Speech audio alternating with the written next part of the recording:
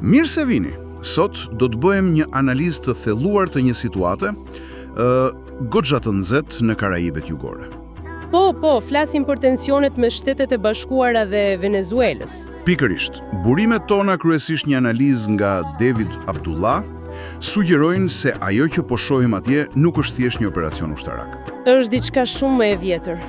Po, është si një fantazmë 200 vjeçare, doktrina Monroe, që është kthyer për të pretenduar atë që ka më shumë vlerë në hemisfer, naftën. Dhe gjithçka fillon me një narrativ publike që, të themi, në sipërfaqe duket shumë e qartë. Zyrtarisht, SBA ka dërguar një forcë të madhe detare Për të luftuar trafikun e drogës. Po, por kur gërmon pak më thellë, siç bëjnë burimet tona, kjo histori fillon të mos përputhet. E këtu gjërat bëhen vërtet interesante. Burimet thonë se ky justifikim i narkotrafikut thjesht nuk qëndron. Po, si jemi kaq të sigurt për këtë? Sepse vetë të dhënat e qeverisë amerikane e kundërshtojnë.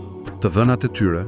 Po, analizat citon të dhëna nga OKB-ja dhe madje edhe nga DEA, pra Agjencia Amerikane kundër drogës. Dhe këto të dhëna tregojnë se vetëm 5% e kokainës kalon përmes Venezuelës. Vetëm 5%.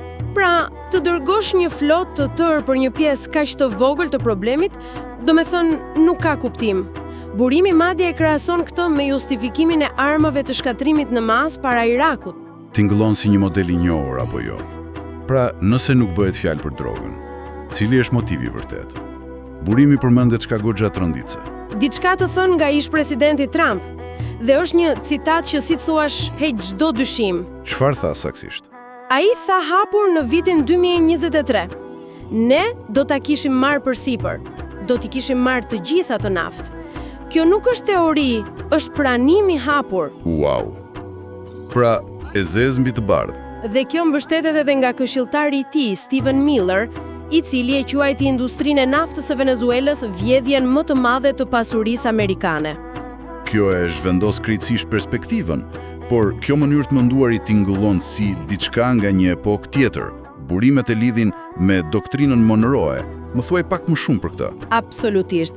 Ajo që po shohim është ringjallja e fuqishme e kësaj doktrine 200 vjeçare. Që në thelb çfarë thot? Në thelb i thot pjesës tjetër të botës. Kjo hemisfera është jona, mos ndërhyni. Ndërsa ndikimi global i SBA-s, ajo që quhej Pax Americana po zvoglohet, fokusi po kthehet në oborin e shtëpisë. Pra një riafirmimi i dominimit rajonal. Pikërisht, administrata Trump madje e përshkruaj strategjinë e saj si korolari i Trumpit ndaj doktrinës Monroe. Shumë hapur. Refu, pra kemi një doktrinë të vjetër me forcë ushtarake moderne. Si duket kjo forcë në terren? Çfarë është dislokuar? Fuqia ushtarake është masive. Po flasim për destroyer të avancuar, avion luftarak F-35. Por, pjesa kryesore është USA Gerald Ford. Aeroplan mbajtësia më e madhe në botë. Po, nuk është thjesht një anije, është një bazë ajrore lëvizse, por nuk duhet nënvlerësuar as Venezuela. Çfarë aftësish kanë ata?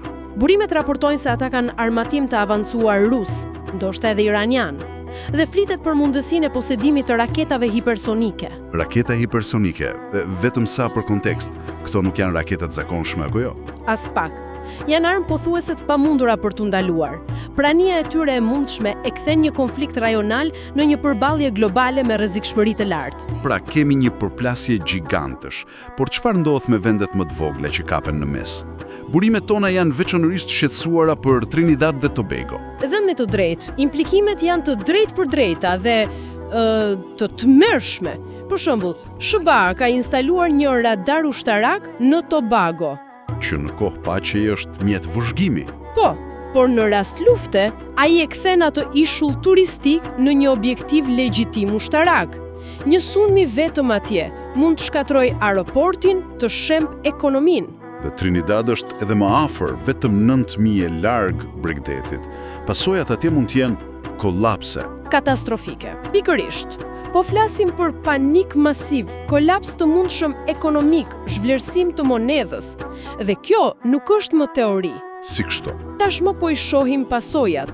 Venezuela ka anuluar marrëveshje kyçe energjetike, si ajo për gazin Dragon.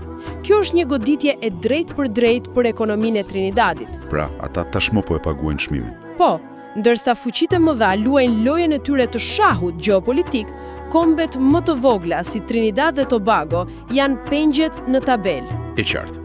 Situata e vendos Trinidad dhe Tobagon në një pozitë të vështirë. Të kapur mes një fuqie globale që kërkon të riafirmojë dominimin dhe një fqinje të pasur me burime që e kundërshton këtë. E gjithë kjo në lë me një mendim për të reflektuar.